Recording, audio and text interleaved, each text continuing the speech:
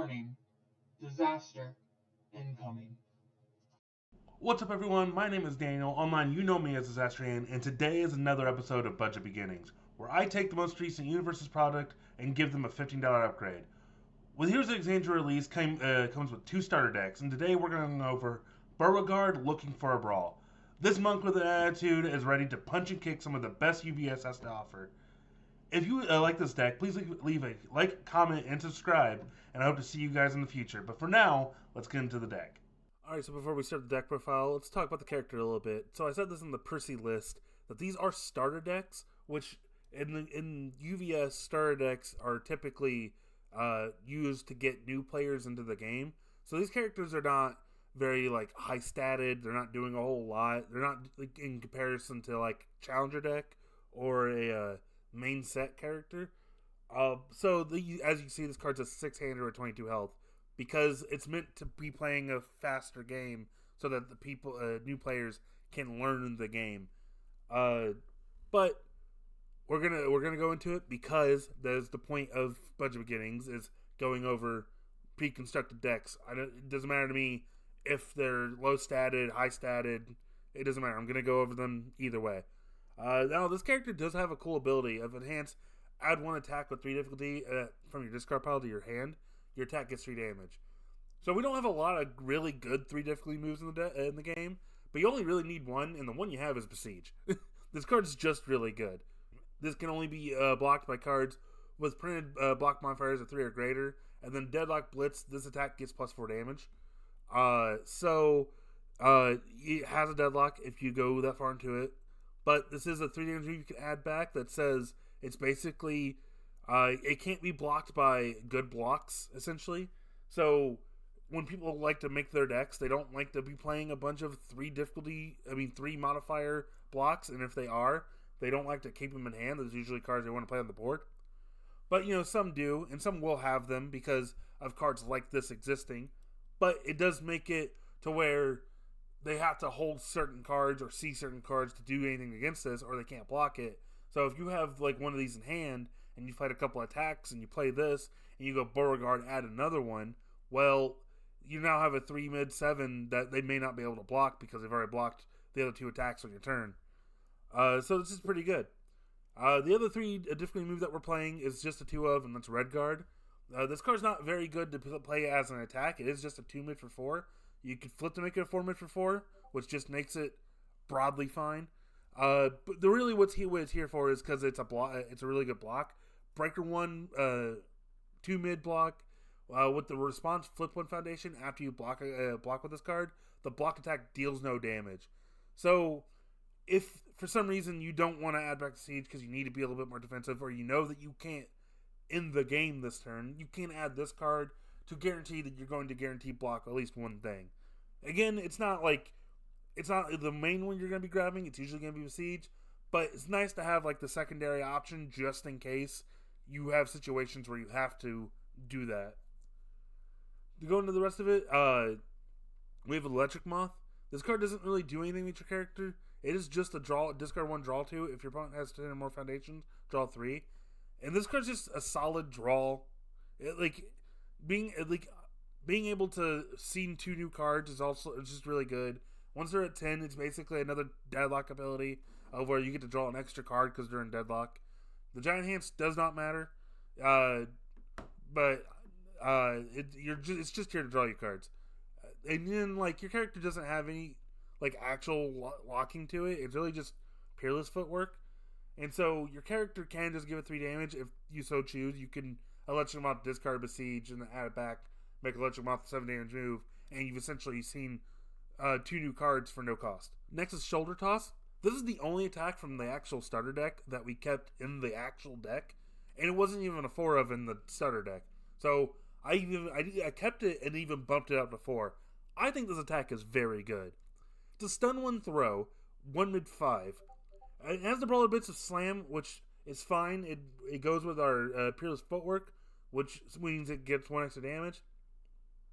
But what's great about this card is the response of, after this attack deals damage, or less than printed damage, draw 1 card and ready 1 foundation that's not been readied this turn.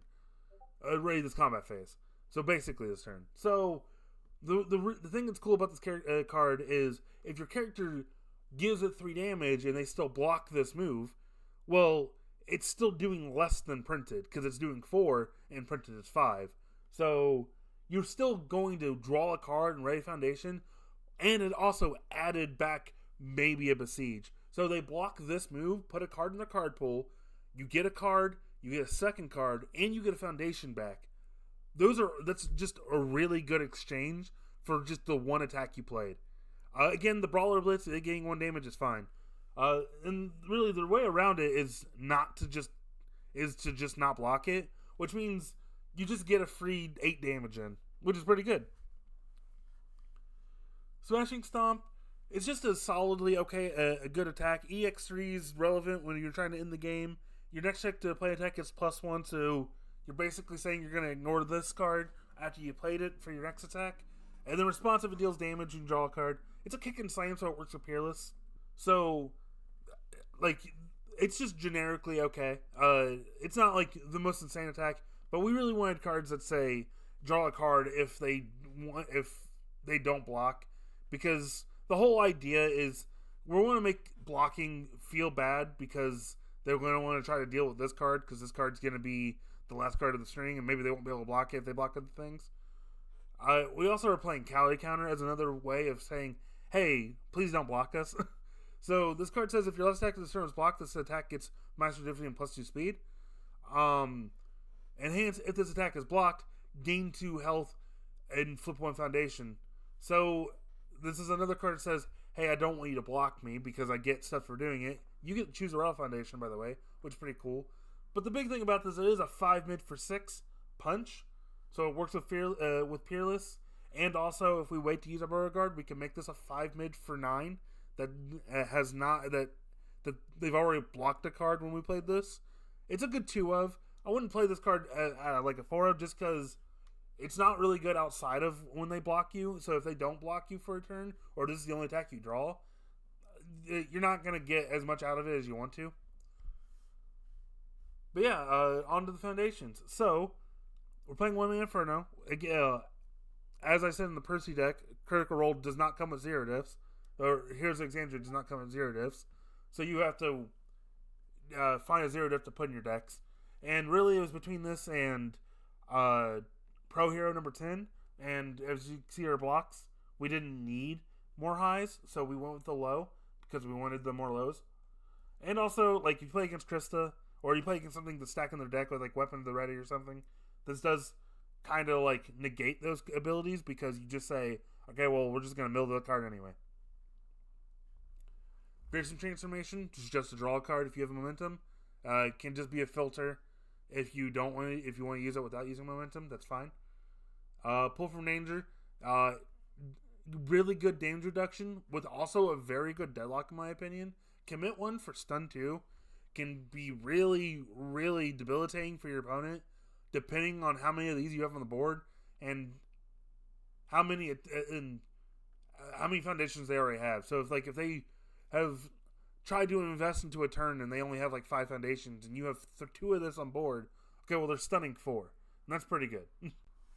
Well, on a short toss, they're stunning 5, which is very, very good. Rest Decisions is just a damage pump that sacrifices foundation. We don't like going into deadlock, so we want to play a card that gets us out of deadlock. Radiant Visage.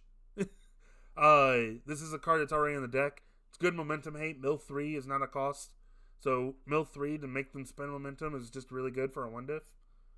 High value target. It's a little bit more defensive. So if you use this to play a block, it counts as 2 foundations. Also, if your opponent would be targeting something on your board to destroy, or say, like Godzilla, or I guess Godzilla wouldn't matter, but you can flip this to stop their destruction. Day Relaxing, the speed 8 comes in the deck. So in Percy's, I was talking about how difficult it might be to get his 15 removed to get the -3. With this character, it's Fury or Kick. So this is a Fury, this is a Kick, this isn't either, so this wouldn't get off of that. And then you have Besiege. So you have 10 cards that are Fury or Kick, which means, like, this is probably gonna come up more often than you probably think, especially with you adding Besiege back every turn. So you could just add back a 1 block that guarantees their next move is going to have -3 speed. We need the armor. We needed more defensive options. There's not a lot of good speed hate on Earth. So we went with like going more into DR, which is why we have like the pull from danger and beneath armor together. But yeah. And then Moth Monster, just a little bit extra speed hate. This is just okay. Like it's just a more conditional version of this with a 2-eye block and a 6 check. So like you could play more of this if you want to play less of this, but this is a 1 diff, this is a 2 diff. So that's up to your discretion. To tank combat, we're hoping not to take a whole bunch of damage, so maybe this top ability is not mattering as much. But getting 2 damage and making your rival commit 1 can help us in the later game when we're trying to kill. Again, if you're not using Beauregard on shoulder toss, you can just give this a shoulder toss, and then say if they block it, they're gonna take 4, and then you get to draw a card and then restand tank combat, which is pretty good. We also have 2 combat evaluation, which comes in the deck, which I can also restand to tank combat. New number 1. So this returns attack to its printed speed and gives the attack +1/-1. It cannot be sealed. The pro hero enhance does not matter. This is just because it's a speed reset, and it's a solid one of. They have a bunch of speed. You get to reduce it back down, give it -1, or if you want to, you're trying to hit them with Besiege and they minus it down, you can go, hey, we're gonna make this a 4-speed move because you did that. And this is another card that could be like restood off of combat evaluation or shoulder toss if you're doing it offensively. So like you can get 2 uses out of this card during a turn if you need to. Combat evaluation and shoulder toss also restand pull from danger if you're in deadlock, which is also very good. I didn't bring that up, but I thought I'd just point that out. Stun 2 restand is pretty good. And then 3 pairs footwork. The deck comes with 2. I added 1 extra one. Just because, like, your Brawler Enhance, it's speed hate for 4 discs or less. Giving -1 speed is pretty good. And then Enhance, your kick, punch, or slam gets +1 damage. So that's 6, 10. That's 10 of your attacks, which is half of your attack lineup, which is good enough. Like, you're going to be playing... You're going to like this card a lot. You're going to want to see this card and play this card as attack very much. And then making this basically a 10 damage move if you wait for Beauregard is pretty good. And, that's the deck. So, some upgrades you can go into beyond this is you could be playing like probably a different symbol with better kicks and slams. So like she's on water or punches. She's on water. She could play Big Fist Bash. There's the idea of like, okay, so in the Percy deck, I said you could just switch the Percival character, like the main set Percy character. I don't really think that's as clean as this. I do think you could just do it and probably be fine, but they do very different things. The main deck Beauregard wants you to like play face downs and commit foundations to give stats to face up attacks and stuff like that. While and then also only cares about certain attack like Pierre's footwork only cares about these keywords. But this Beauregard cares about just 3 different moves, and it only cares about once. So like they're not as synergistic to just immediately upgrade to like Percy is with his starter deck and to start into main set. But yeah, that's the deck profile. Hope you guys liked it. Again, not much to really go over. It is a starter deck character. It doesn't have a lot going on, but I thought I could try to make as best as I can with what my restrictions are. If you like the deck, please leave a like, comment, and subscribe. I can never say that correctly. I always mess up at like for some reason. And then I hope to see you guys in the future. But until then, that'll be it. Later.